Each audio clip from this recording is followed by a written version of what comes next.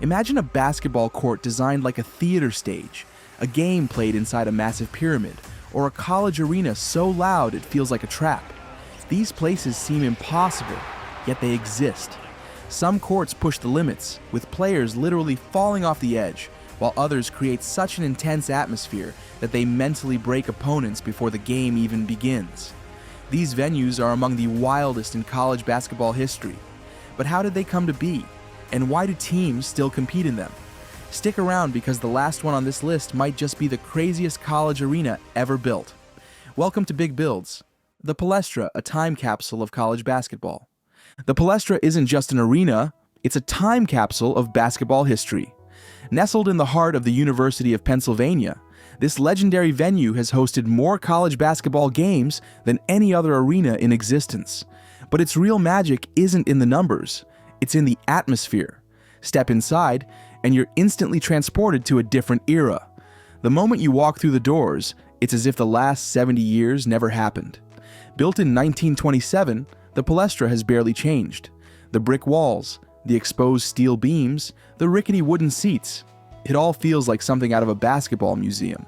Except here, history is still alive and breathing. There are no luxury suites, no corporate-sponsored LED screens, and no over-the-top fan experiences. It's just basketball, raw and unfiltered. The crowd is right on top of the action, close enough for players to hear every insult, every strategy whispered on the bench, and even the nervous breath of their defenders. It's pure, old-school intensity, the kind that can make even the most seasoned player feel like a nervous freshman. And if you're a visiting team, good luck. The acoustics inside the Palestra are brutal. Sound bounces off the walls, creating an echo chamber effect that makes calling plays a nightmare. The student section doesn't just heckle, they orchestrate relentless psychological warfare. Every shot feels contested, not just by the defenders, but by the entire building itself. Yet, for Penn basketball, it's heaven. There's a reason the Palestra has been called the Cathedral of College Basketball. It's more than just a venue, it's a rite of passage. Williams Arena, the court where players fall off. If you're playing at Williams Arena, you'd better watch your step, literally. This legendary home of the Minnesota Golden Gophers features one of the strangest court designs in sports history. Unlike most basketball courts that sit flush with the ground, the hardwood at Williams Arena is raised like a theater stage. That means the edges of the court are actually higher than the benches, the scorer's table, and even the coaching staff. One wrong step near the sideline and players could find themselves tumbling straight off the playing surface. So why in the world was it built this way? The answer goes back decades. When Williams Arena was designed, it needed to accommodate multiple sports.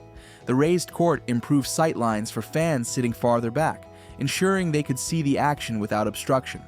What started as a simple architectural choice turned into one of the most unique and intimidating features in college basketball. Opposing teams absolutely hate playing here. The raised court throws off their depth perception, making even routine shots feel slightly off. Running at full speed toward the sideline becomes a mental challenge.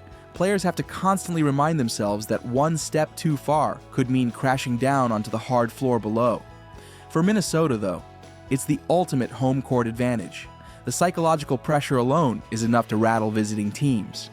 At Williams Arena, basketball isn't just a game. It's a high-stakes performance on a literal stage, and only the toughest teams can handle the spotlight.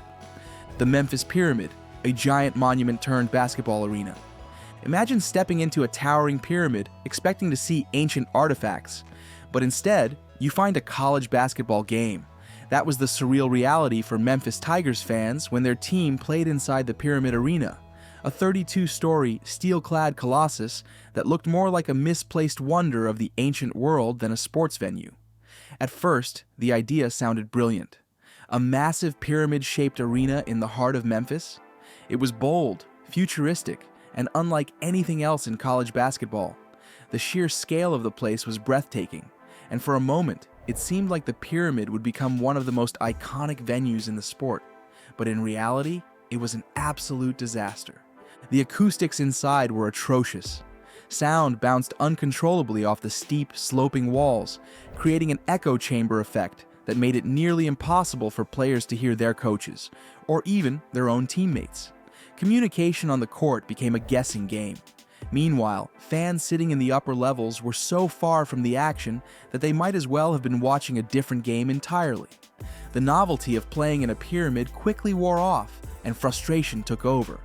It didn't take long for Memphis to move out, leaving the colossal structure without a purpose. But instead of being torn down, the pyramid found an unexpected second life as a Bass Pro Shop. Today, it houses an indoor swamp, a bowling alley, a massive aquarium, and even an observation deck at the peak. From college hoops to outdoor sporting goods, the Pyramid Arena might just be the strangest arena transformation in sports history. McCarthy Athletic Center, the sound trap. Some arenas are intimidating because of their sheer size, others because of their deafening crowds. But Gonzaga's McCarthy Athletic Center? It's terrifying for a different reason. Its design was engineered to weaponize noise and make life miserable for visiting teams. At first glance, it doesn't seem that intimidating. With a capacity of only about 6,000 seats, it's nowhere near the size of the massive arenas found at powerhouse schools. But the moment a game tips off, it feels like you've stepped into a hurricane of sound. The walls, ceiling, and seating layout are all designed to trap noise inside, preventing it from dispersing. Instead of fading away, the sound bounces back onto the court, creating an endless echo chamber that makes it feel like the crowd is surrounding you from every angle. For opposing teams, it's a nightmare. Calling out plays is nearly impossible. Coaches have to scream just to be heard, and even then, players often mishear or get lost in the chaos. The relentless volume isn't just loud, it's disorienting, throwing teams off their rhythm and forcing uncharacteristic mistakes. And then there's the Kennel Club, Gonzaga's infamous student section. These fans don't just cheer, they do their homework. They come armed with custom chants, inside jokes, and eerily personal taunts designed to get inside opponents' heads. Visiting players have admitted that the relentless heckling can be downright distracting. The result? Gonzaga rarely loses at home. The McCarthy Athletic Center isn't just tough, it's psychological warfare, disguised as a basketball arena. If you're not mentally strong, you won't survive the kennel. Cameron Indoor Stadium, the blueprint for basketball chaos. Duke's Cameron Indoor Stadium is small, it's cramped, and it's one of the most terrifying places to play college basketball. Unlike the massive, modern arenas with wide-open seating, luxury boxes, and endless space, Cameron feels like a pressure cooker.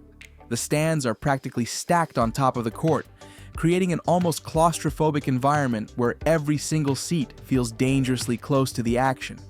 It's not just loud, it's overwhelming. The moment a visiting team steps inside, they know they're in for a battle unlike anything they've ever experienced. And then there are the Cameron Crazies, Duke's legendary student section. These fans don't just cheer, they study their opponents like detectives. They dig up personal details on players, chant their exes' names, and create elaborate, coordinated distractions designed to break even the toughest athletes. When an opposing player steps to the free throw line, he's not just facing pressure, he's facing 1,000 screaming fans who seem to know way too much about his life. It's not just mental warfare, though. The noise level inside Cameron is unreal. It never stops. Many teams struggle to shoot well here, not just because of the intense atmosphere, but because the acoustics make it nearly impossible to concentrate. Even timeouts don't offer much relief. Coaches have to shout just to be heard over the chaos. Duke's home record speaks for itself. Opponents don't just lose at Cameron, they leave shaken, questioning their sanity.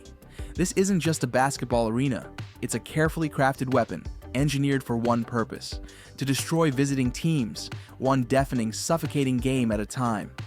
Some of these arenas feel like they belong in a different era. Others, they seem too strange to exist at all. A raised stage where players can fall off mid-game, a basketball court inside a giant pyramid, a stadium so loud it physically disorients opponents. These venues have shaped college basketball in ways that go beyond the scoreboard. Which one shocked you the most? Drop a comment below. We want to hear your pick for the most insane college basketball arena ever. And if you love stories like this, make sure to hit that like button and subscribe for more insane deep dives. This has been Big Builds. See you next time.